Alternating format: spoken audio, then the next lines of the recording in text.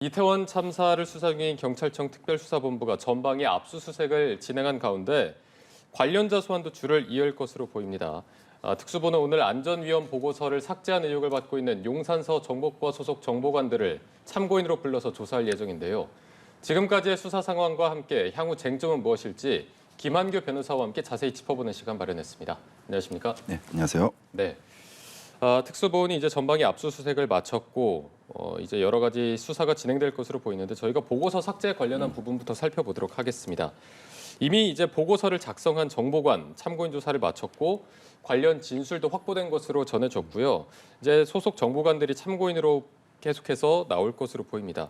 이렇게 정보관들을 먼저 불러서 조사한다는 게 어떤 의미가 있습니까? 네, 일단은 이 안전위험 보고서를 이제 작성하게 된 경위 그리고 그 후에 이제 삭제된 전반적인 과정을 사실은 미리 알아야 되거든요. 그러면은 이 보고서를 작성한 그 담당 경찰에게 어떤 경위로 작성하게 된 것인지, 그 다음에 그 내용은 구체적으로 어떤 내용을 담겼는지, 이 사건 참사 후에 어떤 경위로 그 삭제가 되었는지에 대해서 전반적으로 알고 나서 그 후에 이런 보고서를 어디까지 보고되었고 누가 과연 삭제를 지시했는지 조사해야 되거든요. 이런 순서상 일단 작성자 그리고 관련자들을 먼저 참고인 조사할 필요가 있습니다.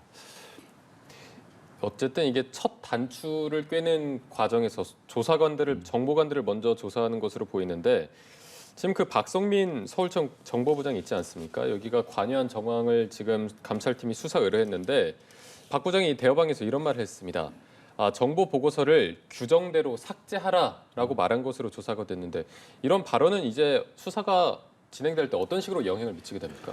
저는 이게 이 안전위험 보고서 이 삭제되는 과정, 그리고 작성된 내용 이것이 이번 이태원 참사에서 굉장히 어떤 중요한 어떤 단서로 작용할 것으로 좀 예상하고 있는데요. 네네. 왜냐하면 이 치안을 책임지고 있는 경찰 입장에서는 이태원에서 할로윈데이 축제와 관련해 충분히 많은 사람들이 인파가 몰릴 것이고 어떤 안전과 재난에 대해서 대비를 해야 된다는 내용이 담겨 있을 거라고 추측되거든요. 네네. 그러면은 사실은 어떤 서울 경찰청이라든가 관할 그 용산 경찰서 입장에서는 이런 보고서까지 이 정보서에서 나온 마당에 충분히 대비할 수 있었거든요. 그런데 이것을 삭제했다. 더군다나 이거 서울청 그 담당 부장이 네. 뭐 규정대로란 말은 쓰긴 했지만 그 전제로 이 감찰과 압수수색에 대비하라는 말을 쓰였거든요. 맞습니다. 이게 서로 모순되는 것이 규정대로라고 하면 이런 지시를 할 필요도 없이 저절로 뭐 폐기되거나 삭제되는 거 아니겠습니까? 그런데 이게 감찰과 압수수색에 대비하라는 것은 이거는 뭐 일견 어떤 생각이 드냐면 지금 이거 증거인멸을 시도하는 것 아닌가 내지는 이런 지시는 지금 직권남용의 의혹이 있는 거 아닌가 이런 생각이 먼저 들었습니다. 네네. 그래서 이 부분을 과연 특수본이 어디까지 수사할 것인지 또 이 박선민 정보부장이 과연 이것을 혼자서 결정한 것인지 아니면은 더 윗선의 어떤 지시를 받고 이 보고서를 좀 은폐 내지 삭제하려고 할 것인지 전방위적인 수사가 필요하다고 생각합니다. 네, 윗선으로 더 올라갈 수 있는 부분이기도 하고 어떤 증거인멸 시도나 직권남용에 대한 우려까지 말씀해 주셨는데 지금 이 보고서 삭제 의혹과 관련해서 또다시 지적되는 부분이 이 정보과 간부들이 대기 발령 조치가 좀 뒤늦게 됐거든요. 이제 관련자들끼리 뭐 같이 근무를 하면서 그런 부분도 논란이 됐는데 보통 이제 수사가 이루어질 때 바로 대기 발령 조치를 하는지 평상적으로는 좀 어떻습니까? 사실 이 부분도 대응이 굉장히 늦었다. 좀 이해가 안 되는 게 네. 사실은 이 보고서를 처음 작성하고 나중에 이제 어떤 삭제 지시를 받은 담당 경찰 입장에서는 제가 뭐 정확히는 알지 못하지만 고위 간부는 아닙니다. 그냥 일반 경찰로 예상되는데 그러면은 같은 그 경찰서 내에 이거에 대해서 뭐 같이 이제 지시를 하거나 내지는 지시를 받았던 중앙 간부라든가 일반적으로 근무를 하고 있다면은 굉장히 압박감을 느낄 수밖에 없거든요. 맞습니다. 내가 지금 보고서를 괜히 작성을 해서 이것을 올리는 바람에 어떻게 보면은 그 경찰 내부에 커다란 어떤 책임이 지어질 수 있겠구나라는 부담감이 생기는데 이거는 언론에 보도되자마자 사실은 진작에 그 분리하고 대기 발령을 조치를 했어야 되는데 굉장히 때늦은 감이 있다 이런 생각이 듭니다. 네, 이런 대기 발령 조치도 조금 늦은 감이 예. 있다라고 말씀해 주셨습니다. 그리고 지금 특수본의 또 다른 수사 갈래를 보면 박희영 그 용산구청장에게 업무상 과실치사상 혐의를 조사할 예정인데 그 용산구가 올해 4월에 제정한 것 중에 음식점 춤 허용 조례가 있습니다. 지금 이 부분을 구체적으로 들여다보는 것 같은데 특히 이유가 있습니까? 사실 이 박희영 구청장은 뭐 구청장 되기 전에도 이제 구 용산에서 이제 구의원으로 계셨기 때문에 사실은 이태원에서 관련된 여러 축제들, 특히 이제 할로윈데이 어떤 관련 축제에 대해서는 충분히 그 인식을 하고 있던 분으로 예상됩니다. 그런데 이게 음식점에서 춤 허용 조례가 뭐가 문제냐면은 사실 일반 음식점에서는 뭐 음악을 크게 튼다든가 아니면 춤을 춘다든가 이런 것이 이제 사실 식품위생법에 의해서 이제 금지되어 있습니다. 아. 예. 왜냐하면 어떤 사고라든가 재난이 발생할 경우에 음식점에서 굉장히 큰 음악 소리 안에서 굉장히 혼란하게 춤을 추게 되면은 그런 것에 대해서 사고를 뭐 예방하거나 방지하기 어려운 측면이 있거든요. 그런데 이례적으로 이태원 내부에는 이것을 허용하는 조례를 만들었다. 거 아니겠습니까? 네네. 그럼 이게 두 가지입니다. 왜 과연 이런 조례를 만들었느냐? 그리고 또 하나는 그러면 지난 3년간 코로나로 인해서 수많은 우리 젊은이들이 어떻게 보면은 이제 코로나가 약간 정돈된 상황에서 이태원의 헬로윈데이에 굉장히 많은 인파가 몰릴 것이라고 아마 박희영 구청장은 충분히 예측 가능했을 거다. 이 춤 허용 조례까지 만들었다면은. 네네. 그래서 어떻게 보면은 박희영 구청장의 법적 책임 내지는 업무상 과실치사상에 대해서 하나의 예견 가능성으로서 뭐 작용할 단서가 아닐까라기보다는 단서가 될 수도 있다.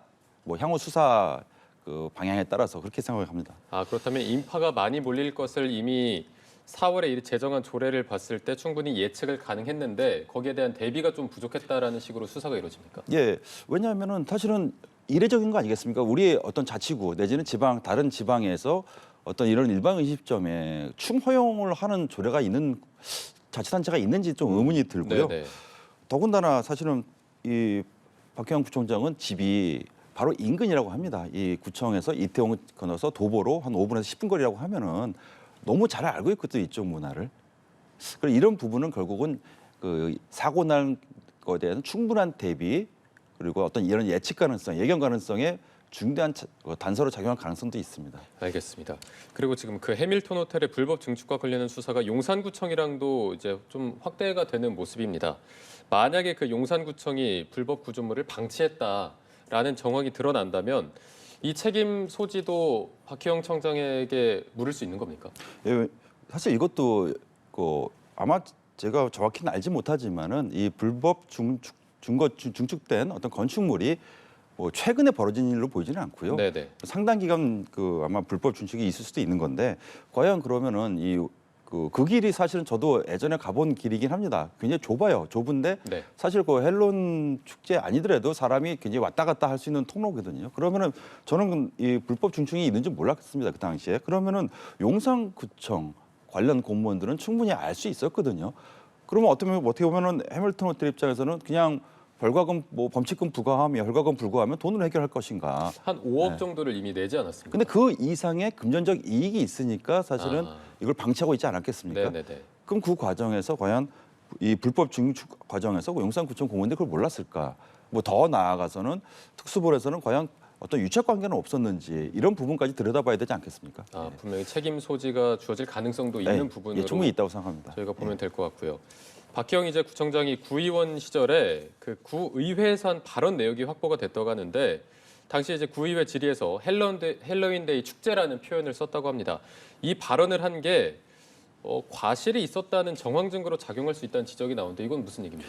이분은 이런 참사 직후에 어떤 축제가 아니고 현상이라고 발언을 하셔가지고 굉장히 여론의 비판을 받았는데요. 네네. 왜냐하면은 사실 관할 어떻게 보면은 자신이 용산구청에서 가장 사람이 가장 인파가 많이 몰리는 어떤 그 곳에서 벌어지는 어떤 참사에 대해서 축제가 아닌 뭐 현상.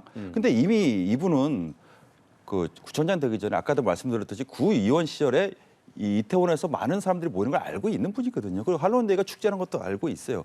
이 모든 것이 결국은 아까 말씀드린 예측 가능성이거든요. 네네. 이런 사고에 대한 충분한 대비를 했고 결과에 대한 예측 가능성이 있었느냐. 왜냐하면 사실은 다른 어떤 특히 지방 같은 경우에 뭐 군수라든가 자치단체장 같은 경우한테 과연 이태원에서 이런 헬로윈데이에 대해서 물어보면 잘 모르실 거예요. 근데 이분은 너무 잘 알고 있어요. 이런 부분에 대해서 사실은 어떤 업무상 책임을 물을 수 있는 어떤 중요 단서가 될 수 있다. 예. 충분히 인지를 하고 있었기 때문에 알겠습니다. 그리고 이태원 참사 당일에 그 정부랑 서울시가 용산구청에 재난 문자를 발송해 달라라는 요구를 했는데 그 78분 동안인가가 묵살이 됐습니다. 그래서 수차례 전화까지 했지만 받지 않아서 서울시가 직접 문자 송출했다고 하는데 이 부분은 이제 용산구청에 대한 수사에서 어떤 혐의로 작용이 되고 어떤 식으로 또 수사가 이루어질까요? 결국은 용산구 어쩌면은 구청장이 책임져야 될 분위기겠지만은 그 적어도 이 할로윈데이 축제와 관련해서 사람이 인파가 많이 몰릴 것은 사실은 이미 언론에서 많이 뉴스에 보도된 사안이거든요. 그러면은 적어도 그 한 주 정도는 그 어떤 관련 공무원 적어도 구청장이 지시를 했어야 됐어요. 이거는 왜냐하면은 사실 축제에서 굉장히 위험한 상황은 이 대낮 아침보다는 저녁 밤 아니겠습니까? 네네. 그러면은 저녁 밤 같은 경우에는 어떤 담당자라든가 공무원들에게 어떤 지휘라든가 이런 어떤 역할을 맡겨가지고 이 어떤 사건 사고를 사전에 예방할 수 있는 대책을 세워놨어야 되는데 심지어 이 재난 문자 같은 경우는 원칙적으로 법에 의하면은 지방자치단체가 그 발송해야 되는 겁니다. 근데 무려 78분간 이행되지 않았고 전화도 안 받았다는 거는 네. 담당자가 부재했거나 뭐 그런 걸로 예상되지 않겠습니까? 그러면 과연 용산구청장은 이런 부분에서 아무런 대책을 세우지 않았는가는 의문이 들거든요. 네. 이 부분도 이 어떤 업무상 과실 책임에 묻기 위해서 수많은 단서 중 어떤 주요 어떤 쟁점으로 작용하지 않을까라고 생각은 듭니다. 네.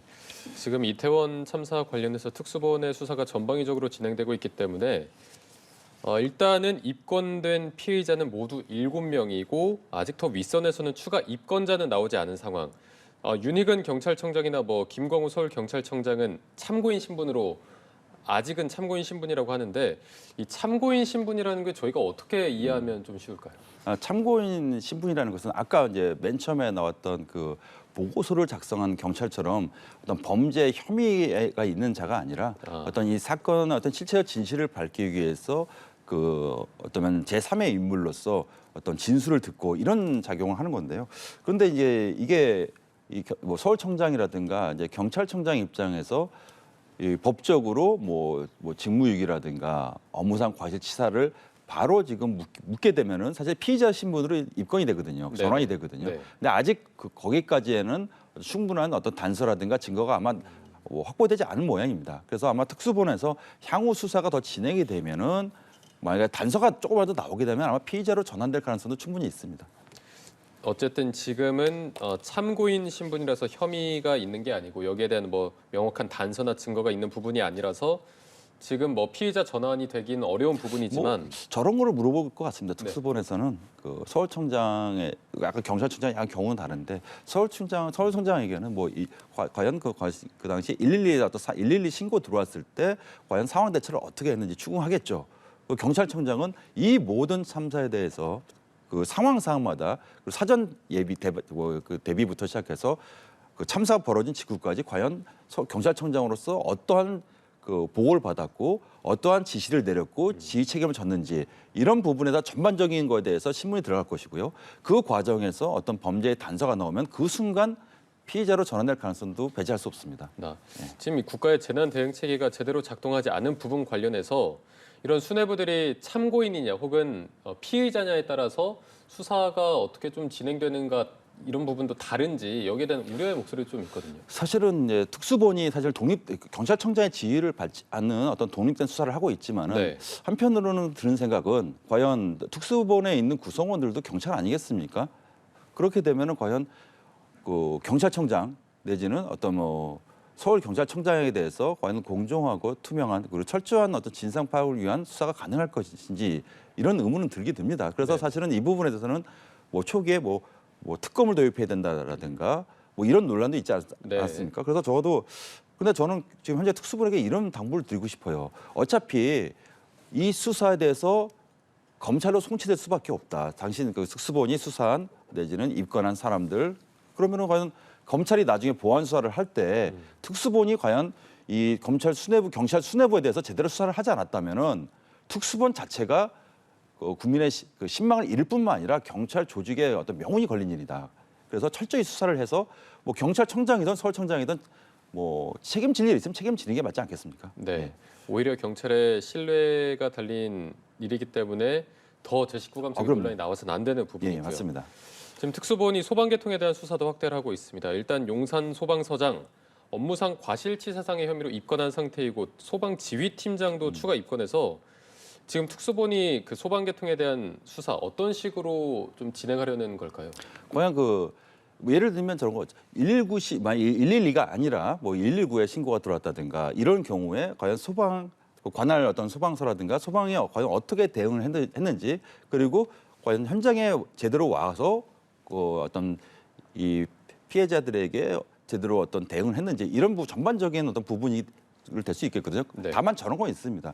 이 소방과 경찰의 차이점은 아까 경찰 같은 경우는 사전에 뭐 보고서도 작성하고 공유하고 재난을 대비하는데 소방이 그런 것까지 할 의무는 없거든요. 사실 소방 입장에서는 미리 뭐 며칠 전에 막 거기를 돌아다니면서 보고서를 작성해서 이런 경찰과 약간 영역은 다르거든요. 그래서 과연 이 뭐 용산 소방서장에 대해서 입건을 했다는 소식은 보도 받았는데 이것을 경찰과 대등한 역할이 다르니까 네네. 대등한 어떤 의무를 부과할 수 있는지 이거에 대해서는 좀 의문이 들기 때문에 뭐 자칫하면은 이 경찰에게 지금 집중된 어떤 법적 책임을 지금 분산시키려는 거 아닌가 이런 시각도 분명히 있습니다. 그래서 이 부분에 대해서는 어떠한 업무상 과실이 있기에 지금 소방에 대해서 소방서장이라든가 대해서 입건을 하고 조사하는 것에 대해서 좀 명명백백하게 좀 우리 국민에게 알려야 되지 않을까 생각합니다. 네, 지금 말씀해주신 그 용산 소방서장 입건에 대해서는 소방관들의 반발도 있는 상태고 국민 여론도 왜 입건을 하느냐라는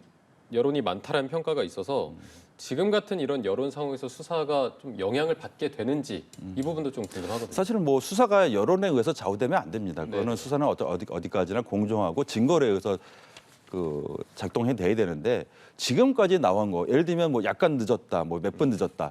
근데 그렇게 따지면은 사실은 이번 이태원 참사로 인해서 입건되고 피의자로 조사받아야 될 공무원 더 나아가서 뭐 장관 이상까지도 총리까지도 다 책임져야 되는 거 아니겠습니까? 네. 그래서 이 부분에 대해서는 특수본이 보다 좀 신중한 물론 이제 단서가 넘은 조사이겠지만 네. 접근이 필요하다고 생각합니다. 알겠습니다. 지금 그리고 마지막으로 국가를 상대로 한 손해배상 소송 움직임도 시작이 돼서 이 부분도 한번 짚어보도록 하겠습니다. 이런 게 항상 인과관계를 입증하는 부분이 가장 중요하고 쉽지 않기 때문에 여태까지 과거 사례에 비춰봤을 때 이번 사안 국가배상 가능성 이제 어느 정도로 좀 보고 계십니까? 충분히 저는 가능성이 있다.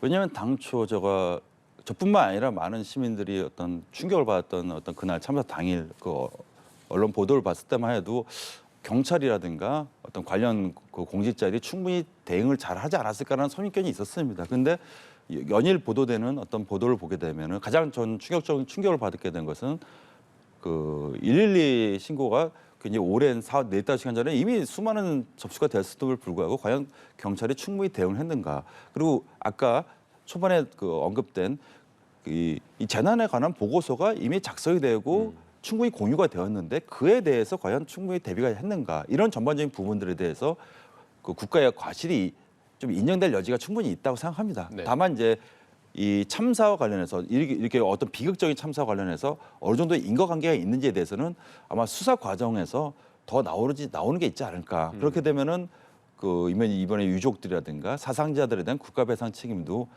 인정될 여지는 충분히 있다.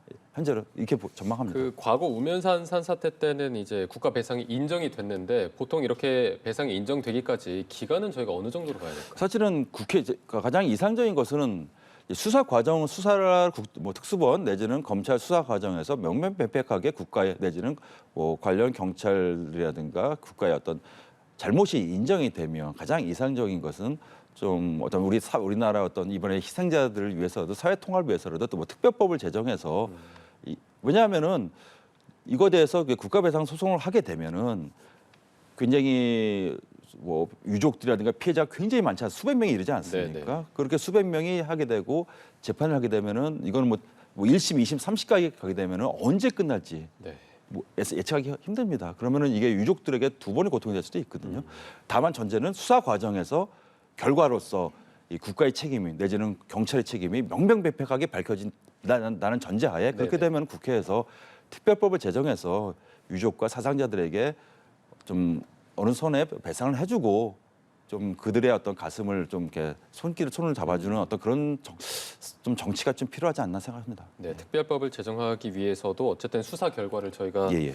조금 더 지켜봐야 할 것으로 보입니다. 저희가 오늘 말씀 여기까지 나누겠습니다. 김한구 변호사와 함께했습니다. 오늘 고맙습니다. 예.